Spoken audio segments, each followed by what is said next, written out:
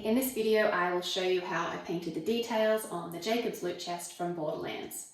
If you haven't seen them already, don't forget to check out the other videos in this build series. Let's start with the cracks. At this point the timber part of the build is over 5 years old, so the palings have dried and shrunk out quite a bit. I initially tried placing black paint on a scalpel and squishing it in there, but it was taking forever and it didn't look that good. I ended up using a black gap filler, heated up the nozzle and shaped it into a tighter point so I could get it into the cracks. It looks grey when wet but turns black once it's dried.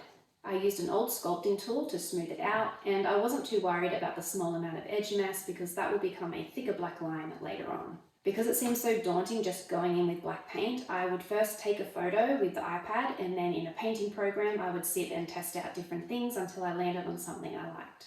The wood texture is pretty easy because the details are already there on the wood, so I would just pick which parts I wanted to enhance. The metal was a little harder, but I have a ton of in-game screenshots of various things in-game that I could pick and choose from. I originally had a lot less detail, but due to the size of the chest it seemed to be lacking, so I decided to go overboard. I started out using black acrylic paint and a pointy paintbrush, but then I came across these paint markers that I thought might save me a lot of time since I am more comfortable working with a texter than I am with a paintbrush. They didn't seem to handle the painted metal very well. It dried with a crackle effect, but they were amazing on the timber and so much quicker than a paintbrush. So I ended up doing a combination of the two. I don't know what you'd call these grungy parts, but to achieve this look I would first draw the black outline, then with some very watered down paint fill in the center. I talked more about this process in my ammo dump build, so I will link to that below.